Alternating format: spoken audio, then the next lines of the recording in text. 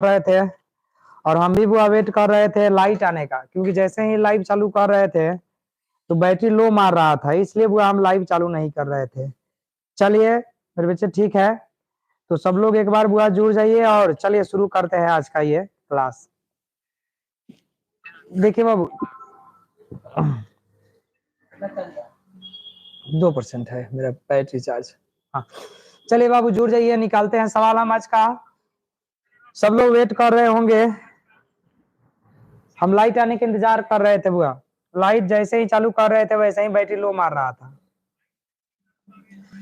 हाँ देखिए तो सर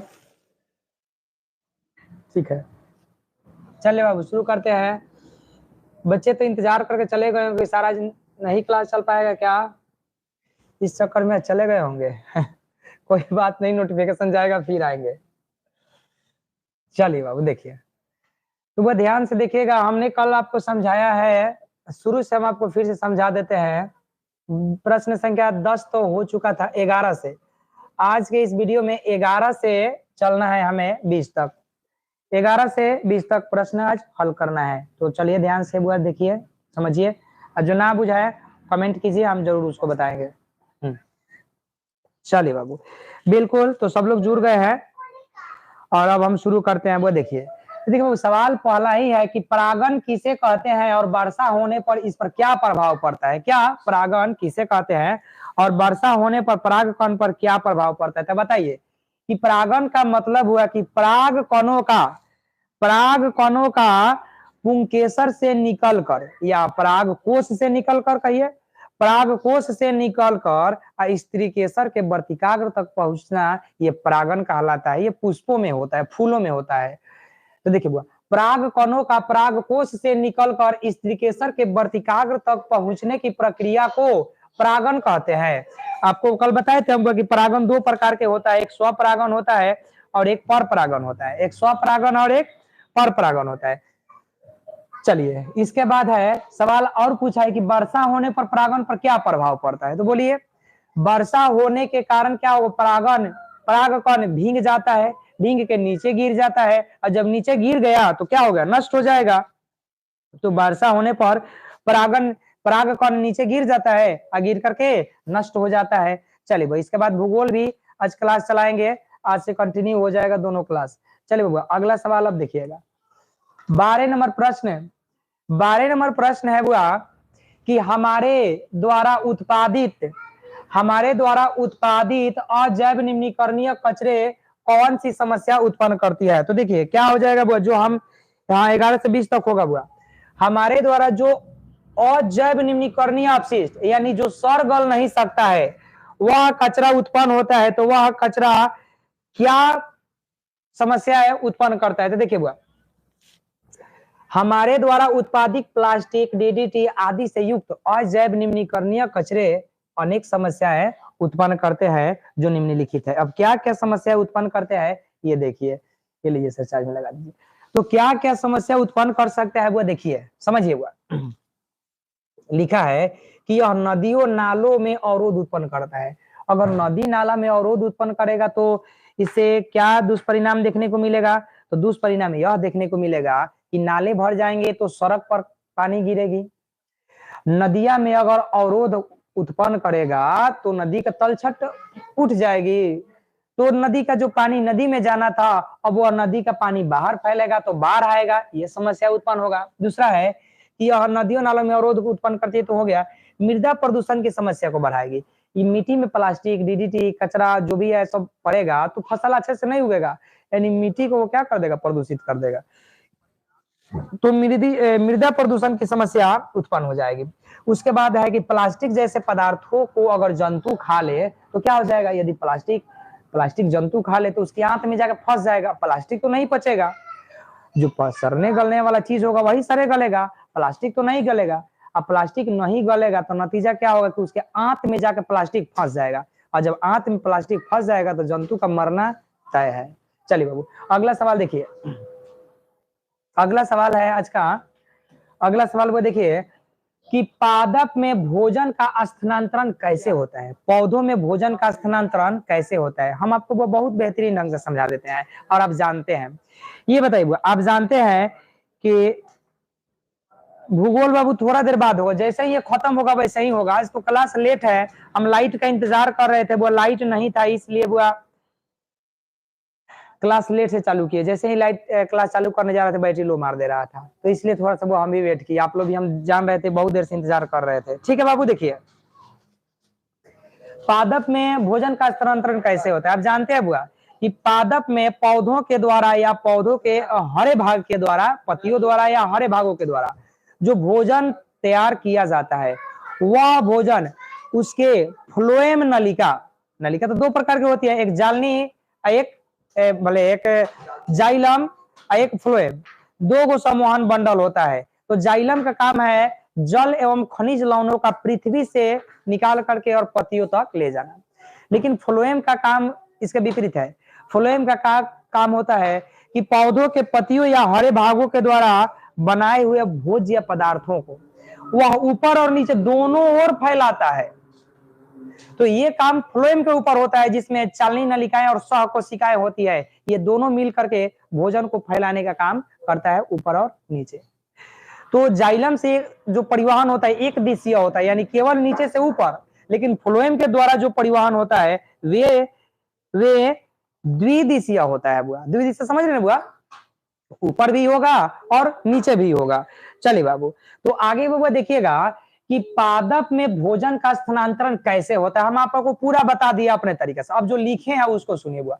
लिखे कि पौधों की पत्तियों द्वारा संश्लेषित कार्बोहाइड्रेट सुक्रोज में परिवर्तित होने के बाद, जैसे सुनिए बुआ कि पौधों की पत्तियों द्वारा संश्लेषित कार्बोहाइड्रेट सुक्रोज में परिवर्तित होने के बाद पौधे के शरीर के अनेक क्षेत्रों में ले जाया जाता है। पादप में भोजन का स्थानांतरण फ्लोएम ऊतक के द्वारा होता है। इसमें वाहिकाएं भोजन को पौधे के विभिन्न भागों तक पहुंचाती है, जिसमें चालनी नलिकाएं, फ्लोएम मृदुतक और फ्लोएम रेशा या फ्लोएम तंतु कहिए पाया जाता है, जो मुख्य रूप से भोजन को पौधे के विभिन्न भागों तक पहुंचाने का काम करते हैं। पौधों में भोजन का परिवहन सुक्रोज के रूप में होता है। ये ऑब्जेक्टिव में बार बार पूछ लिया जाता है बुआ, बार बार बुआ ऑब्जेक्टिव में इसे पूछ लिया जाता है, बार बार पूछ लिया जाता है कि पौधों में भोजन का स्थानांतरण कैसे होता है। तो पौधों में वो भोजन का स्थानांतरण किस रूप में होता है, तो बुआ यहाँ इसका आंसर छुपा हुआ है। किस रूप में होता है बुआ, सुक्रोज के रूप में होता है। अगला सवाल देखिएगा बुआ, सवाल अगला है बुआ कि भोजन ओजोन क्या है। ओजोन तो आप जानते हैं समताप मंडल में पाए जाने वाले वह परत जिसका रासायनिक सूत्र O3 होता है, जो ऑक्सीजन का अपरूप है और जो सूर्य से आने वाली हानिकारक पराबैंगनी को पृथ्वी पर आने से रोकता है, वही ओजोन परत है। तो ये पूछ रहे कि ओजोन परत क्या है, तथा यह किसी परितंत्र को, ये आप समझिए कि हम लोग जो धरतीवासी है उन्हें किस प्रकार प्रभावित करता है, उन्हें किस प्रकार सुरक्षा रक्षा प्रदान करता है। तो सुनिए बुआ, लिखा है कि ओजोन ऑक्सीजन का एक अपरूप है। ओजोन क्या हो गया बुआ, तो ओजोन ऑक्सीजन का एक अपरूप है। ऑक्सीजन की 3 परमाणुओं से बनी ओजोन का वायुमंडल के ऊपरी स्तर में एक आवरण है, एक कवर है, जो सूर्य से आने वाली हानिकारक पराबैंगनी विकिरणों से पृथ्वी की रक्षा करती है। इसलिए इसे पृथ्वी का सुरक्षा कवच भी कहा जाता है। ओजोन को क्या, पृथ्वी की सुरक्षा कवच भी कहा जाता है। चलिए बाबा, तो ओजोन को क्या कहा जाता है, पृथ्वी की सुरक्षा कवच कहा जाता है। पराबैंगनी विकिरण जीवों के लिए अत्यंत हानिकारक है। पराबैंगनी जो किरण होता है जीवों के लिए अत्यंत हानिकारक है। नतीजा क्या होता है, अगर ये किरणें पृथ्वी पर सीधे आएगी तो जीवों को त्वचा कैंसर एवं मोतियाबिंद जैसे रोग हो जाएगा, फिर जीना मुश्किल हो जाएगा। इससे क्या लिखा है, इसके प्रभाव से त्वचा कैंसर एवं मोतियाबिंद हो जाता है। उम्मीद करते हैं बुआ बहुत बढ़िया से समझ गए होंगे बुआ। आगे बढ़ जाते हैं, देखिए 15 नंबर सवाल देखिए बुआ। इसके बाद बाबू 10 प्रश्न भूगोल का होगा, आराम से बुआ समझिएगा, कोई दिक्कत हो बाबू तो बोलिएगा। देखिए बुआ, पर कि पर्यावरण मित्र बनने के लिए अपनी आदतों में कौन कौन सी सुधार लानी चाहिए या कौन कौन सी परिवर्तन लाना चाहिए, बात समझ रहे हैं बाबू। पर्यावरण मित्र बनने के लिए अपनी आदतों में कौन कौन सी सुधार लानी चाहिए? तो देखिए बाबू, पर्यावरण मित्र बनने के लिए हमें अपनी आदतों में क्या क्या सुधार करनी चाहिए? तो देखिए वो लिखा है कि पर्यावरण मित्र बनने के लिए निम्न कार्य करना चाहिए, जिसमें पहला नंबर कार्य आप देख रहे हैं ना बुआ, कि धुआं रहित वाहनों का प्रयोग करना चाहिए। हम जो वाहन चला रहे हैं, ध्यान रखें कि कब वो धुआं कम से कम दे। अब धुआं तो देवे करेगा, उसका धुआं देना तो हम रोकेंगे नहीं बुआ, वाहन है तो धुआं देवे करेगा, लेकिन अगर संभव हो किसी कारण से, जैसे सर्विसिंग अच्छा से नहीं हो पाया तो उसका सर्विसिंग करा ले, तो हम धुआं रहित वाहन का प्रयोग करें। अभी तो आप कुछ नहीं करिएगा बुआ, जब जॉब करिएगा तो बैटरी वाला गाड़ी खरीदिएगा, बैटरी वाली गाड़ी चलाइएगा पर्यावरण मित्र बनने के लिए। चलिए, तो धुआं रहित वाहनों का प्रयोग करना चाहिए, इससे आपका पेट्रोल भी बचत होगा, पैसा ही बचत होगा और पर्यावरण का भी संरक्षण होगा। तो चलिए, फिलहाल तो बुआ आप लोग ये नहीं कर सकते हैं। पॉलिथीन का कम उपयोग करना हम भी करते हैं, आप लोग भी कर सकते हैं। जल संरक्षण को बढ़ावा देना, जल को बचाने की कोशिश करना, हम लोग ये करते आए हैं, ये हम लोग करते हैं। वनों की कटाई पर रोक लगाना, भैया ये तो हम नहीं कर सकते हैं कि वन कोई काटेगा तो हम लोग रोक लगाएंगे, भैया तो लाठी लेकर मारामारी करने तो नहीं जाएंगे बुआ, जिसको काटना है वो कटवे करेगा। चलिए, ये हम लोग बुआ नहीं कर सकते हैं। हाँ, लेकिन वृक्षारोपण हम लोग हर साल करते हैं और करते आए हैं बुआ, और करते रहेंगे। अधिक से अधिक वृक्षारोपण करेंगे तो पर्यावरण मित्र हम लोग बुआ बन सकते हैं। आगे चलिए, 16वां प्रश्न देखिए बुआ क्या है। 16वां प्रश्न बुआ कह रहा है कि मनुष्य में ऑक्सीजन तथा कार्बन डाइऑक्साइड का परिवहन कैसे होता है? तो देखिए, मनुष्य में ऑक्सीजन और कार्बन डाइऑक्साइड का परिवहन कैसे होगा? सीधा सा मतलब है कि जब हम हवा अंदर की ओर खींचते हैं तो ये हवा जिसमें ऑक्सीजन भी रहता है, नाइट्रोजन भी रहता है, कार्बन डाइऑक्साइड भी रहता है, लेकिन हमें तो केवल ऑक्सीजन की आवश्यकता होती है, बाकी तो फिर वैसे ही चले आएगा। तो वही ऑक्सीजन हमारे फेफड़ा में चला जाता है, जहां फेफड़ा में पहले से रक्त मौजूद होती है, और वही रक्त हमारे हवा में से ऑक्सीजन को अवशोषित कर लेगी, और वह ऑक्सीजन लेके चला जाएगा दिल में, और दिल पंप कर देगा, पूरा शरीर में रक्त चला जाएगा। फिर वहां से दिल से ही पूरा शरीर से बटोरा हुआ कार्बन डाइऑक्साइड वाला रक्त फेफड़ा में आ जाएगा, और फेफड़ा में आने के बाद फेफड़ा में से कार्बन डाइऑक्साइड निकाल दिया जाता है, जिसे बची कुची हवा के साथ हम वापस बुआ निकाल देते हैं। आप लोग ये बात समझ रहे हैं बुआ? आइए देखिए, लिखा है कि जब वायु अंदर की ओर लिया जाता है, अंदर मैंने कहा फेफड़ा में खींचा जाता है, जब वायु अंदर की ओर लिया जाता है तो उसके साथ ऑक्सीजन फेफड़ा में पहुंच जाता है। जब हम हवा अंदर की ओर लेते हैं तो साथ में ऑक्सीजन भी फेफड़ा तक पहुंच जाता है, तथा वहां से ऑक्सीजन रक्त से संयोग करके, रक्त से जुड़ करके हृदय में यानी दिल में चला जाता है।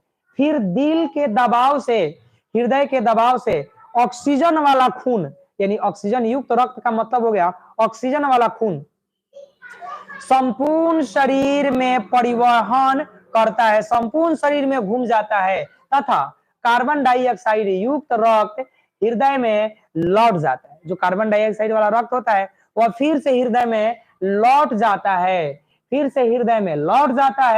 फिर हृदय से फेफड़ा में चला जाता है, दिल से वही खून जो कार्बन डाइऑक्साइड वाला है फिर से फेफड़ा में चला जाता है, और जहां से फेफड़ा क्या करता है, कार्बन डाइऑक्साइड को शरीर से बाहर निकाल देता है। बोले बाबू, ये बात समझ में आ गया क्या? पूरा बात समझ में आ गया ना बुआ? जो समझ जाइएगा उसे याद करने में कोई परेशानी नहीं होगा बुआ। बोले समझ गए बुआ? सब लोग बोल दीजिए बाबू समझ गए, तो नहीं तो हम फिर से बता देंगे। चलिए, अगर बाबू समझ गए तो यहाँ बताइएगा, अगर नहीं समझे बच्चे तो फिर से पूछ लीजिएगा, कोई बात नहीं है बच्चे। चलिए बाबू, सोनी बाबू, विकी बाबू, दीपू बाबू, सब लोग देख रहे हैं बच्चे, विकास बाबू बहुत बढ़िया। कोई दिक्कत हो बाबू हमको बोलिएगा बुआ। सोनू बाबू बिल्कुल, बहुत अच्छा बुआ। चलिए, अब प्रश्न संख्या बाबू 17 आज का बता रहे बुआ। देखिए, हम सब आदमी का कमेंट बाबू देख रहे हैं, अगर कोई दिक्कत हो तो आप जरूर बोलिएगा बुआ। इसके बाद ज्योग्राफी तुरंत बचे, माने ये कटेगा 5 मिनट में ज्योग्राफी लगेगा बुआ फिर से। देखो बाबू, नोटिफिकेशन हो सकता है कि ना जाए खुशी बाबू, लेकिन आप लोग बच्चे ढूंढ के देख लीजिएगा। अब सवाल देखिए बाबू, 17 और 3 प्रश्न इसमें रह गए, इसे बताने के बाद हुआ हम आपको ज्योग्राफी लेके आएंगे, और यदि बच्चे आप लोग आसानी से समझ जाते हैं तो कल से प्रश्नों की संख्या भी बढ़ा देंगे। ये देखिए बाबू, प्रकाश संश्लेषण के लिए आवश्यक कच्चा सामग्री पौधे कहाँ से लाते हैं? पहले तो बात ये रहा कि प्रकाश संश्लेषण के लिए कितनी सामग्री की आवश्यकता होती है, बताइए बुआ, आप लोग बताइए, छोटा सा तो आंसर है। अरे शाबाश, बहुत बढ़िया बुआ विकास बाबू, बहुत बढ़िया। चलिए बुआ, ये देखिए बुआ, सवाल है बुआ कि प्रकाश संश्लेषण के लिए कितनी सामग्री की आवश्यकता है? कितनी सामग्री की आवश्यकता है बच्चे? हाँ, हम क्वेश्चन बढ़ा देंगे बाबू। प्रकाश संश्लेषण के लिए 4 सामग्री की आवश्यकता होती है। क्या क्या बुआ? सूर्य का प्रकाश चाहिए, कार्बन डाइऑक्साइड चाहिए, जल चाहिए, क्लोरोफिल चाहिए। चाहिए ना बुआ? चाहिए। तो देखिए ये सब पौधे कहाँ से प्राप्त करते हैं? तो देखो बाबू, नॉर्मली सी बात है, सीधी सी बात है, सारी चीज आप लोग बता सकते हैं बुआ। प्रकाश संश्लेषण के लिए 4 पदार्थों की आवश्यकता है। चारों चीज कहाँ कहाँ से आता है भैया? क्लोरोफिल तो उसके पास होता है, क्लोरोफिल तो पौधे के पास होता ही है। एक बात तो क्लियर है कि भैया क्लोरोफिल तो उसके पास खुद होता है। प्रकाश चाहिए, प्रकाश किससे प्राप्त करता है? सूर्य से प्राप्त करता है। जल चाहिए, जल कहां से प्राप्त करेगा? पृथ्वी से प्राप्त कर लेता है। कार्बन डाइऑक्साइड चाहिए, कार्बन डाइऑक्साइड कहां से प्राप्त करेगा? वायुमंडल से प्राप्त करेगा। हो गया सवाल का आंसर। देखिए सवाल कर रहा है कि प्रकाश संश्लेषण के लिए आवश्यक कच्ची सामग्री पौधे कहां से प्राप्त करते हैं? देखिए बाबू, कि प्रकाश संश्लेषण के लिए आवश्यक कच्ची सामग्री पौधे कहां से प्राप्त करते हैं? तो एक एक चीज बाबू ध्यान से सुन लीजिए। लिखा है बुआ कि पौधे पौधे जल और खनिज पदार्थों का अवशोषण मृदा से करते हैं। मृदा माने बुआ मिट्टी से करते हैं। किसका किसका? जल और खनिज पदार्थों का अवशोषण कहां से करेगा? मृदा से करेगा, यानी मिट्टी से करेगा। उनकी पत्तियां वायु से कार्बन डाइऑक्साइड सोख लेती है। दो चीज हो गया बुआ, जल और खनिज लवण पृथ्वी से मिट्टी से सोख लिया गया, उसकी पत्तियां कार्बन डाइऑक्साइड वायुमंडल से सोख लेती है। इसके अलावा पत्तियां सूर्य के प्रकाश की उपस्थिति में प्रकाश संश्लेषण का इसके अलावा पत्तियां सूर्य के प्रकाश का भी उपयोग प्रकाश संश्लेषण में करती है। सूर्य के प्रकाश का भी उपयोग प्रकाश संश्लेषण में करती है। कौन हुआ? पत्तियां कर लेती है, पत्तियां कर लेती है। प्रिंस बाबू चलिए, हम सब आदमी का देख रहे हैं, कमेंट हुआ, कोई दिक्कत होगा बताइएगा।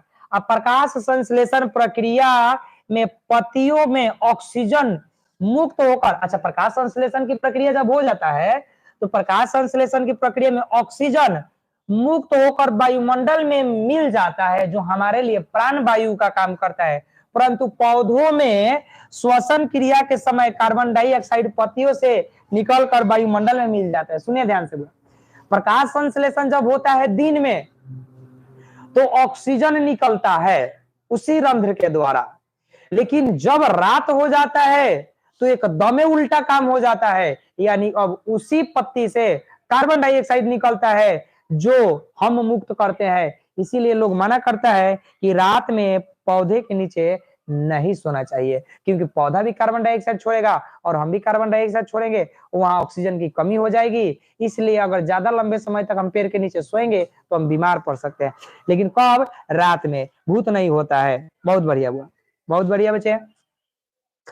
चले बाबू, 18 नंबर प्रश्न है बुआ, देखिएगा 18 नंबर प्रश्न करे कि ओजोन की क्षति को सीमित करने के लिए क्या कदम उठाए गए हैं? ओजोन की क्षति समझ रहे ना बुआ, जो वायुमंडल में ओजोन परत है उसे बर्बाद होने से बचाने के लिए क्या क्या कदम उठाए गए हैं? तो देखिए बाबू, आप लोग को सब याद होगा बच्चे, हम जानते हैं, लेकिन एक बार हम अपने स्तर से इसे समझाने का प्रयास कर रहे हैं बुआ। हम जानते हैं सारे बच्चे को याद है, लेकिन फिर भी एक बार बच्चे हम अपने स्तर से समझाने की कोशिश कर रहे हैं। ये देखिए बुआ, ओजोन की क्षति को सीमित करने के लिए निम्नलिखित कदम उठाए गए हैं। एक बार ईमानदारी से बता दो बाबू, सबको याद है ना बच्चे?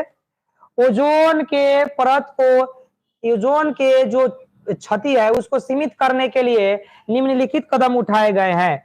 बहुत बढ़िया बच्चे, फिर भी बच्चे हम समझा रहे हैं बाबू अपने स्तर से। ये देखिए, एरोसोल यौगिकों का कम प्रयोग करना। एरोसोल यौगिक मैंने समझ रहे बच्चे, जैसे झाग का कम प्रयोग करना, सेंट का कम प्रयोग करना, लेकिन वही सब केवल लिखने और कहने की बात है। कहाँ कम हुआ है? रेफ्रिजरेटर का प्रयोग कम करना कहाँ कम हो रहा है? तो बढ़िया रहा है रोज रोज। फ्रिज का प्रयोग कम करना नहीं, ये सब बढ़ा है, लेकिन लिखने के लिए बच्चे लिखा गया कि घट रहा है। देखिए बुआ, हम भी वही कह रहे हैं बच्चे जो कागज पर लिखा है, हकीकत हम भी नहीं कह रहे हैं बच्चे। एरोसोल यौगिकों का कम प्रयोग करना, ऐसा नहीं है बच्चे एरोसोल यौगिकों का ज्यादा प्रयोग हो रहा है हकीकत में, लेकिन लिखने के लिए बच्चे लिखा गया है कि एरोसोल यौगिकों का कम प्रयोग करना। अब चलिए, ओजोन परत ठीक करने के लिए वृक्षारोपण योजना चालू करना। हाँ सही बात है, आप और हम भी वृक्षारोपण योजना चालू किए हैं, सरकार भी एकदम जी जान लगा के वृक्षारोपण योजना चालू किया है। लेकिन बच्चे कुछ और सामाजिक तत्व हमारे समाज में भी है जो इस चीज का महत्व नहीं देते हैं, लगाया हुए पेड़ भी उखाड़ के फेंक देते हैं बच्चे, इसका महत्व नहीं समझते हैं। और हम और हमारे विद्यार्थी तो बच्चे बहुत कोशिश किया है पेड़ पौधा लगाने के लिए। सही बात है बाबू, थोड़ा सा बच्चे ये अटपट लग सकता है लेकिन बच्चे हकीकत तो बात हकीकत ही है। चलिए, जेट विमान एवं रॉकेट में प्रयुक्त ईंधन को एरोसोल नियंत्रक बनाया गया है। ये बात सही है बुआ, क्योंकि आज जो रॉकेट जाती है, आज बुआ जो रॉकेट जाती है, आज जो रॉकेट जाता है बच्चे, वह रॉकेट उतना लंबा पूंछ नहीं बनाता है जितना लंबा पहले बनाता था। पहले रॉकेट चला भी जाता था तो कई घंटों तक उसका पूंछ रह जाता था, लेकिन आज वाला बुआ आगे बढ़ते जाता है, पीछे से गायब होते जाता है। तो ये बात तो सही है बुआ, ये बात सही है और इसे बच्चे हम अब भी मानते हैं और हम भी मानते हैं। चले बाबू, 19वां सवाल पर हम लोग इस प्रकार से पहुंच गए हैं।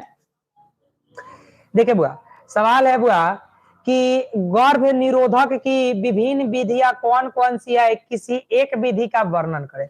गर्भ निरोधक की विभिन्न विधियां कौन कौन सी है, किसी एक विधि का वर्णन बुआ हम लोगों को करना है। तो जान रहे बच्चे, बहुत सारी विधियां हम लोग जानते हैं लेकिन हमें किसी एक विधि का वर्णन करना है। देखिए हर हाल में क्या है बच्चे, गर्भ निरोधक की विभिन्न विधियां कौन कौन सी है, इसे एक विधि बताइए। तो कह रहे कि गर्भ निरोधक के लिए भौतिक विधि भी है, रासायनिक विधि भी है, इसके अलावा यांत्रिक विधि भी है, बनाई गई है।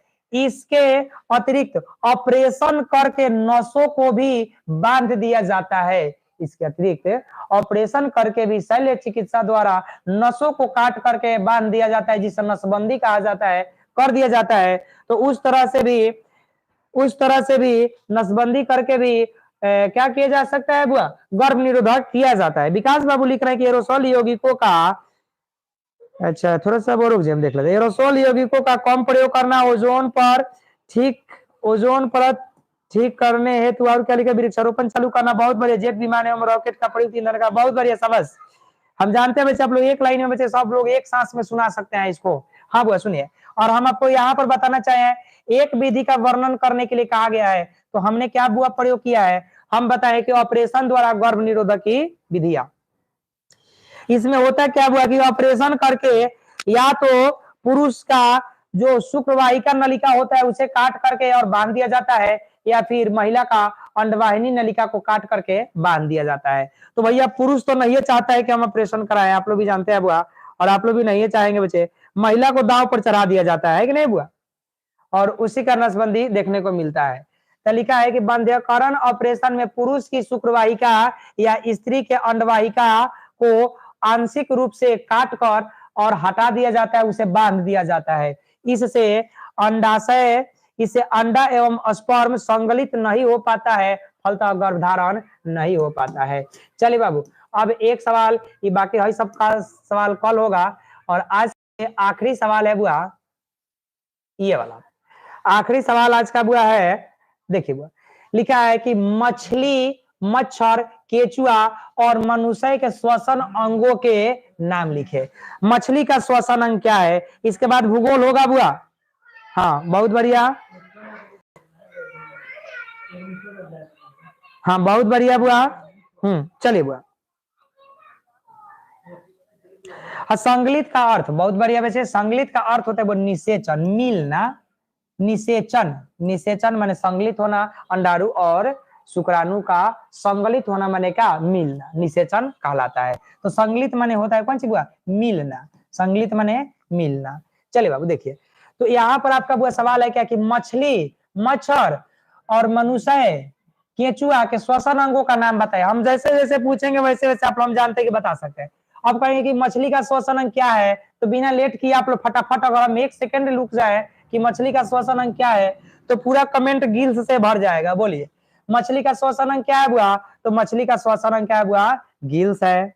चलिए बुआ, अगर हम पूछे कि मच्छर का श्वसन अंग क्या है, तो बोलिए कि मच्छर का श्वसन अंग ट्रेकिया है। मच्छर का श्वसन अंग क्या है बुआ, ट्रेकिया है। अगर हम पूछे केचुआ का श्वसन अंग क्या है बुआ, तो कहेंगे सर केचुआ पूरा त्वचा से सांस लेता है, फुल बॉडी से सांस ले सकता है। तो केचुआ का श्वसन अंग क्या है बुआ, स्किन है। बहुत बढ़िया बुआ, स्किन है। और हम पूछे कि मनुष्य का श्वसन अंग क्या है, तो आप कहेंगे कि सर मनुष्य का श्वसन अंग फेफड़ा है, दोनों फेफड़ा है। हाँ, फुफ्फुस है, फेफड़ा है। तो चलिए बाबू, आप जानते हैं फिर भी हम इसे बता रहे हैं कि मछली के श्वसन अंग, बउआ देखिएगा, मछली के श्वसन अंग का नाम क्या है? गिल्स या गल्फरा है। मच्छर के श्वसन अंग का नाम क्या है? बुआ ट्रैकिया है। केचुआ के श्वसन अंग का नाम क्या है? तो केचुआ का श्वसन अंग क्या हुआ? स्किन है, त्वचा है। और मनुष्य के श्वसन अंग का नाम क्या है बुआ? फेफड़ा है। मनुष्य के श्वसन अंग का नाम क्या है बुआ? फेफड़ा है। तो बाबू आज के इस क्लास के लिए इतना ही टारगेट दिया गया था। आज का क्लास बाबू यहीं पर भी रोका जा रहा है और हम ठीक 5 से 6 मिनट या फिर 6 से 7 मिनट, 7 मिनट मान के चलिए, 7 मिनट में हम फिर से भूगोल लेकर के आ रहे हैं।